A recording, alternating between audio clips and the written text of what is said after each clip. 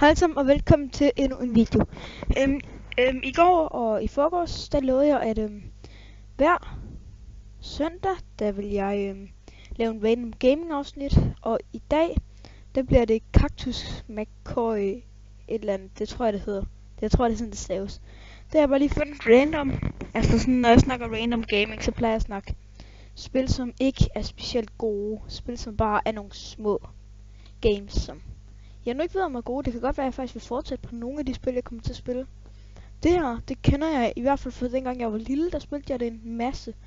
Så lad os bare tage det. Jeg har lige fundet mit navn. Ja, det er jo meget nemt. Eller The Cactus. William The Cactus, hvis jeg kan hedde det. Nej, det kan jeg ikke. Eller det ved jeg ikke, men det tror jeg ikke. William DK. Det bliver bare vores navn, fordi det er meget simpelt navn. McCoy. Hvad så? Skat. Skattekort. Penge. Flygt. Jeg tror, han var en kaktus. Det er bare, han kommer ind i sådan en hule. Hvad må der så ske? Det er der ingen, der ved. Så finder han sådan en bold-agtig ting. Så hvad sker der så der? Så skyder han den, eller hvad? Jeg ved ikke. Så tager han den later that night. Senere om natten. Hvad sker der så? Okay, han bliver helt grøn. Han bliver til Cactus McCoy. Jeg er sodavand. Det er godt. Så er der en, der råber McCoy. From human to cactus. Then finally still the course will continue until it is home. Paprika is my name. And I too was... Okay, jeg gider ikke tage læse det der. Lad os bare komme i gang. Hey boss. Okay. Prøv lige vent. 2 sekunder. Okay, hey boss. Et eller andet, det er det, der siger. Han tog den der. He stole my cactus and money. Cactus thingest and money. McCoy looking mighty strange. Bring me Cactus McCoy. Og så starter gamen. Så alle mod os, og vi skal bare flække dem. Så vent, kan jeg bruge? Jeg bliver nødt til at bruge piltasterne. Ej, det er rip. Det er noget rip. Wee. Så flækker man bare folk. Okay, det er det her, det er irriterende at have på. Sådan. Perfekt. Jeg snakker allerede rigtig meget om urelevante ting, vent. Altså, nej. Urelevante ting er mit speciale. Dø. Så er de dræbt. Jeg husker det her spil rimelig godt faktisk. Jeg huske, at jeg spillede det rigtig meget, da jeg gik i skole. Så gør sådan der. Dø. Jeg dræber ham. Han har ingen chance for at fuck mig. Nej, det havde han ikke. Det gik i hvert fald dårligt, hvis han prøvede. Hvis jeg tager alle de her noget. D to drop your weapon. Jeg vil gerne have det, tak. Ej, ved du hvad? Der var en grund til, at jeg skal droppe det, så. Okay, det var der så ikke. Der var ingen grund. Der var ingen grund til at droppe det. Så kan jeg ikke få din kaktus, mand? Må jeg ikke få din kaktus? Du har angrebet mig med min fætter. Det er Jimmy, det her, for helvede. Jimmy, jeg saver dig, mand. Jeg saver dig. Okay. Vi må redde Jimmy. Den onde mand tog Jimmy. Det er fandme dumt. Han har aldrig lært, at man ikke skal tage Jimmy for mig. Ja. Han er godt nok ond. Han tager Jimmy. Ej, det er bare onkel Bo, ham der. Det. Ej, det er okay. Siger det kun om kaktuserne.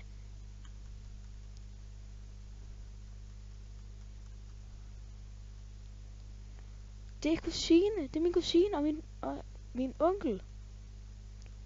Det er onkel Joe og min kusine Sofie, siger vi bare. Jeg har faktisk en kusine, der hedder Sofie. Hvorfor virker min piltast ikke særlig meget her? Døj. Det er kvist. Jeg saver dig kvist. Nej, ved du hvad, jeg tager den her. Han havde kvist. Altså, de stjæler alle mine venner. Det er simpelthen ikke fint. Det er simpelthen ikke godt nok. De stjæler jo mine venner og min familie. Imens var min kusine og min onkel helt fine. Men de stjæler måske også dem. Så dræber jeg dem altså. Det er allerede min mission at dræbe dig. Sådan. Jeg har sådan en pipe her. Det er Piper. Kalder vi ham. Eller, nej, Piper, det er pigenavn, sorry. Skal jeg den her vej? Det skal jeg vel. Han har bøv for helvede. Bøv, jeg samler dig. Jeg hjælper dig, bøv. Ham der ved jeg ikke, hvad jeg gør. Han kaster så kugler efter mig. Fedt. Lysen jeg tager i byen, eller hvad? Ja. Nå, det er spillekort, er det ikke? Er det ikke en eller anden form for... Jo, det er spillekort. What the heck? Okay, jeg tror lige, han var Lysen Yata confirmed. For min piltester virker overhovedet ikke i det her spil. Jeg ved ikke hvorfor, om det er min computer, der bare spasser. Okay, jeg smadrer det lige med min kaktusven. Dø! Okay, det her spil, det husker jeg bare helt vildt godt, for dengang jeg var mindre og spillede det. Jeg vil ikke sige lille, fordi det er jeg stadig. What? Hvorfor fik jeg ikke den der af? Nå, lige meget. Så prøver vi bare at lade være. Okay, jeg løb for langt der. Jeg stoppede endda. Så røg den bare tilbage i 80'er på mig. Nå, det er min ven her. Han er ikke engang... Okay, du skal da... Hvorfor kan jeg ikke... Okay, den kan jeg ikke udlægge. Fair nok. Dø, bokser! And his name is John Cena! Da. Jeg ved godt, John Cena ikke er bokser! Punchede du lige den mand ned fra taget? Det var fandme dumt. And his name is John Cena! Da. Okay. And Brock Lesnar coming! Da. Nå, men det kan han sang. Okay, fair nok. Nu stopper jeg. And his name is John Piper! Da. Jeg har lyst til sodavand. Der var 4 minutter endnu. Der går 4 minutter i banen.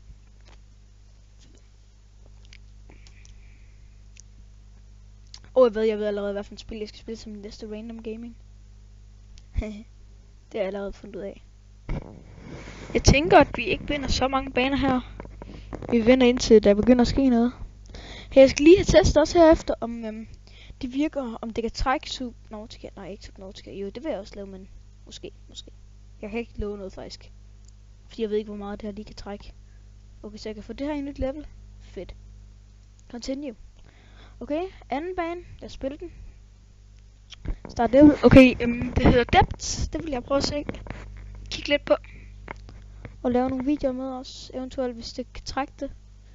Bandicam kan trække det. Det er ikke alting. Skovl! Hvad det er mit yndlingsvåben i, Call of Duty. Det er den der skov der. Den er sindssygt overbred. Okay, nu er det for mange. Dø, bokser. Jeg spader ham lige i hovedet. Han er godt nok også en spade. Hahaha. Nej, vent, han er en skovl. Du skal ikke kalde en skovl for en spade, når du sender en rive, vel? Det er et ordsprog, man aldrig må glemme. Piper. Den kan vi bruge.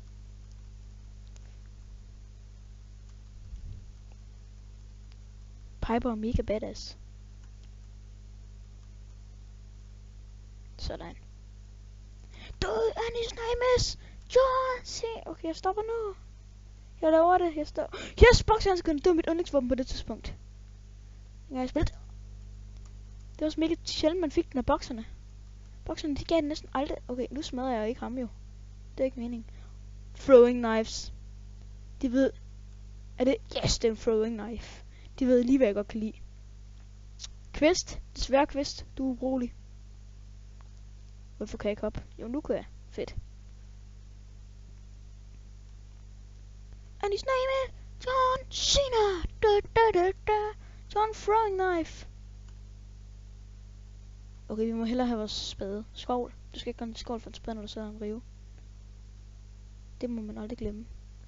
Børn, det vigtigste I lærer nogensinde i skolen, det er, at det er ordsprog. Det må jeg aldrig glemme. Det kommer man aldrig nogensinde til at lære i skolen, tror jeg. Men det kunne være fedt. Jeg er bare deroppe i går. Der er ingenting deroppe. Absolut ingenting. Nothing. Spild af tid er der kun. Det er det eneste, der er deroppe. Anonymous! Nå, han kunne ikke sige det. Okay. Yes, de har machete'er. Det er machete, boss. Ja, vi prøver at skove til så nok. De har machete bosses. Okay, de her. Nå, de er deres to. Nej, jeg vil have... Jeg fik ikke en machete af dem. Hvad er det for noget? Jamen, hvad er det for noget, hva'? Kan du få klar med det, hva'? Hvad er det for noget? Hvorfor ikke machete af de der folk? Du skal ikke kigge på mig på den der måde, når jeg ikke engang får en machete ud af det. Jeg skal have en machete. Hvad er jeg? Jeg er ingenting uden machete, vel? Hvad? Hvad er det her? Er det et hidden secret sted? Vi har fundet et secret. Easter egg. Påskeæg.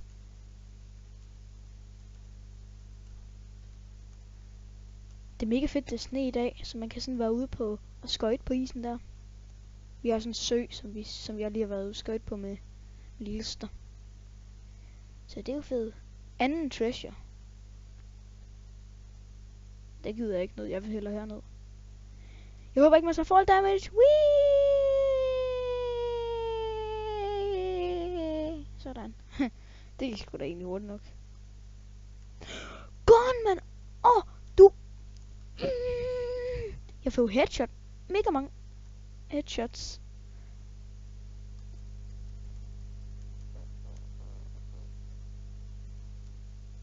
Så tager jeg din skovler. Men er den semi-automatic? Den skyder 2 skud ad gangen. Jeg tror lige, det var en automatic gun. Det kunne være fedt.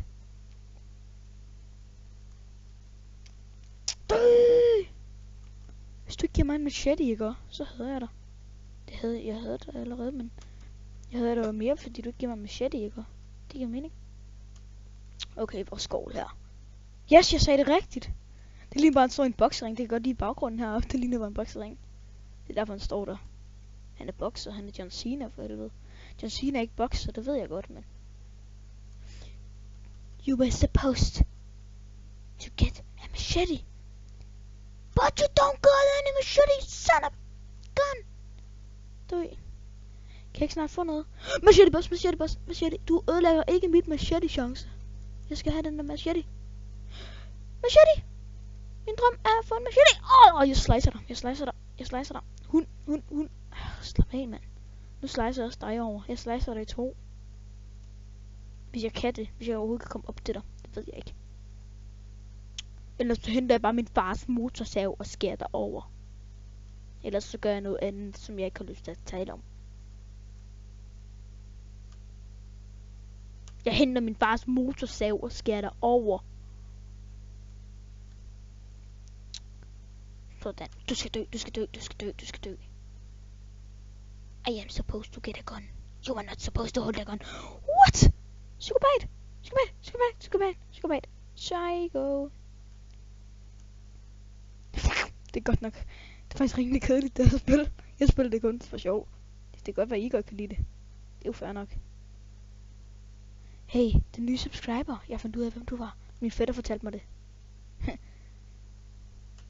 Så nu ved jeg kan ikke huske, hvad du hedder, men jeg ved, du er en af min fætters venner. Eller i hvert fald en af min fætter kender. Kom nu! Wee! Yes! Nej! Den lagger! Min knapper lag. Prøv at se, han blev ved med at løbe selv. Jeg løb ikke engang der. Han blev bare ved med at løbe. Jeg holdt den ikke engang inde.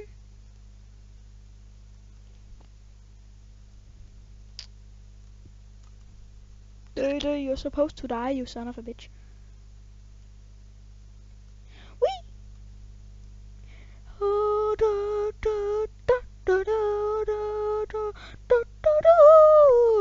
Jeg er elendig til at synge. Machete. Kan jeg komme herop? Ej, det er da sådan en fed gun, det her. Dø, hakkemand. Dø, du der, som jeg ikke ved, hvem er. Du holder min quest. Min fætter quest.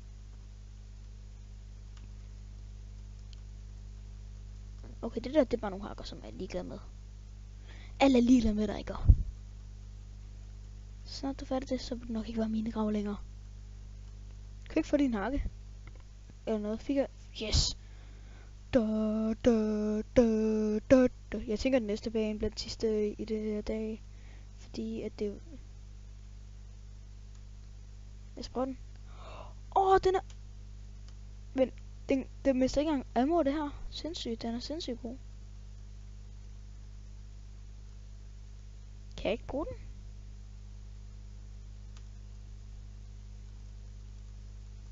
Sådan, så skyder jeg den her ting. Men nu brugte den ammo, gjorde den ikke?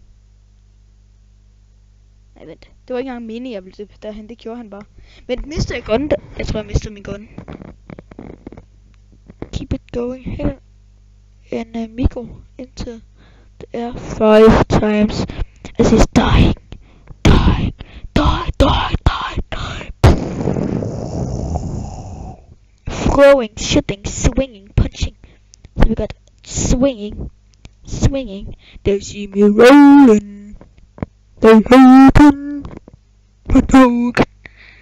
Throwing, wiping. Så hvis I shooting. Så kan jeg bruge min gun.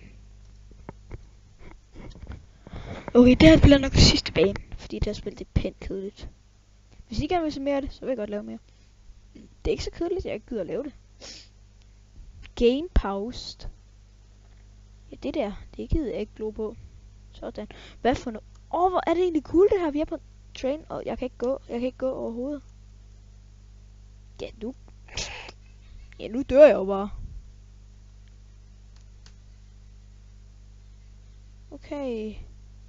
Lad os lige prøve at gå ud af det her spil. Forresten, jeg er på Kisi, hvor jeg har fundet det her. Og min skærm blev mindre, så jeg kan kun se nogle af spillene. Lad os prøve at gå ind på den igen. Hvor var det overhovedet, det var? Nå, jeg kan finde det her. Tror jeg. Ja, det kan jeg. Undskyld. Sorry. Hvad? Sådan. Well. Jeg ved ikke, hvor de ikke kan se helt skærmen nu. Jeg tror, jeg lige havde lagt mærke til faktisk. Se, nu kan man. Nu kan man slukke. Der er stadig en musik, som jeg slukker for. Se, select. I'm trying to select that, but it don't wanna select it. Be selected. Kom nu. Please sig, at jeg kan... Yes. Nu skal du blive rækket, fordi du skubbede mig ud over din lille hund. Hvis der ikke er noget her i. Hvad er det her? Nice, det er sindssygt. Ja, det vidste jeg så ikke lige at kunne. Så må jeg også have de her blåbær, eller hvad det nu er. Nej, ikke blåbær, hvad snakker jeg om? Er jeg også farveblandet nu, eller hvad? Cherry bombs. Ja, det kan man godt se. Var de egentlig OP nok? Var det ikke mit throwing, jeg havde opgraderet? Nej, det var det ikke. Men med det jeg opgraderet, så vil jeg faktisk gerne have den her gun. Kan jeg komme herop? Fordi jeg tror faktisk, han mister sin gun. There's supposed to be some good stuff. Okay, jeg tror, jeg skal helt hen i enden af den. Yes. Thank you so much. Hey, undskyld. Jeg skal lige tjekke kort.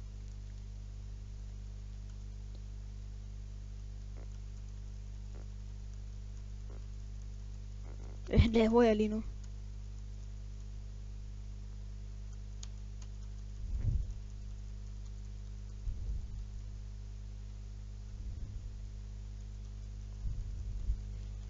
Okay, dø. Jeg tror ikke jeg kommer til... Jeg husker sådan, at det her map, det er rimelig langt. Nightstick, yes, det ser cool ud. Dø. Den er badass, mand.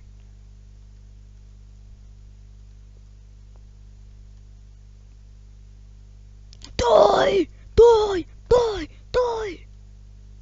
Slap af, mand. Slap af. Jeg skal bare lige... Bare hans bokshandsker. Døj! Such a... Bad. Sådan for... Kom. Du skal også dø. Så kan jeg i hvert fald lære noget. Det kan du bare få lov til, ikke? Hvad er det for noget, mand? Skal du prøve at slå mig? Slå dig i gulvet, ikke? Den er på en OB. Nu kan jeg ikke gå igen. Eller jeg kunne ikke gå igen. Yes, revolver. Sindssygt. Men det havde han da ikke før. Det havde han ikke en revolver. Dø. Det skulle være god til at skyde, mand. Det skulle være totalt gunslinger her. Du får bare overhovedet ikke skyde ind på mig. Klap. Se nu, I brødre. Okay, det er så bad. Det vil jeg hellere have. Vi ses. Jamen, det er sådan her.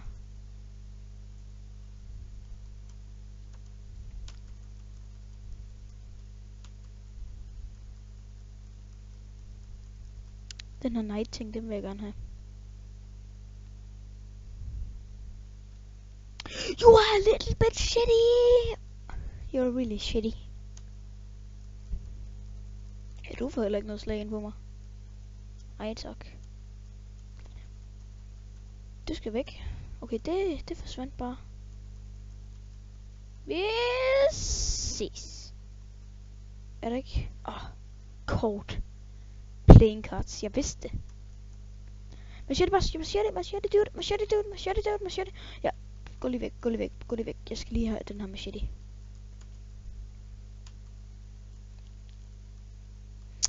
Du ødelægger min chance for en machete. Det skal du komme til at fortryde. Hvad? Du er sindssyg. Han er OP, ham her. Han er sådan fuldstændig iskold. Hvad så, Armin? Hvordan går det? Du skal bare dø. Du skal sådan set ikke ende. De her cherry bombs, de er mega OP. Prøv at se. Bum. Der skal godt nok mange bomber til at springe de der. Er de overhovedet mennesker? Det tror jeg da ikke. I synes, der skal så mange bomber til dem. Så dræb dem vel. Kan de ikke? Der tror jeg lige vil dø. Kom nu, hvorfor kan jeg ikke komme op? Hvorfor kan jeg ikke komme herop? Okay, jeg kan tage den her. Det vil da være dejligt nok. Hvorfor kan jeg ikke komme derover? Nej, det kan jeg så bare ikke. Det er fordi der er en mur. Fair nok. Jeg troede ikke det var en mur. Sådan, let's run. Let's keep it party going. Let's keep this party going. Let's keep this party going. Og du skal bare dø. Du smadrer mig. Gå væk. Hej. Det må være virkelig irriterende, det der. Ja, vi ses. Ham der, han skal ikke tæt på mig. Ja, undskyld. Slap af, mand. Chill, mate. Dø. Du har en revolver? Jeg så vil jeg hellere have en halv pickaxe. No! Han har en shotgun! Hvad for noget? Okay, han har også en shotgun. Undskyld. Heldig, jeg har mange liv her, mand. Jeg er ligesom en kat, jeg har 5 liv. Nej, en kat har 9 liv. Så jeg er ligesom en halv kat. Ulækkert. Nightclub, kan jeg ikke få den? Please, giv mig din nightclub. Det må jeg så ikke få. Giv mig din nightclub. Yes, endelig! Sådan! Så er selvfølgelig der, hvor jeg kan bruge for den, jeg får den. Jeg fik ikke særlig mange kister, men det er sådan set det for den her episode af Random Gaming. Jeg ved ikke, hvad jeg skal kalde det. Random søndag eller sådan et eller andet. Ja, det kalder jeg det bare. Så ses vi bare i næste video, som kommer lige efter den her, fordi der vil jeg lige tjekke, om jeg kan spille Dept. Så hej.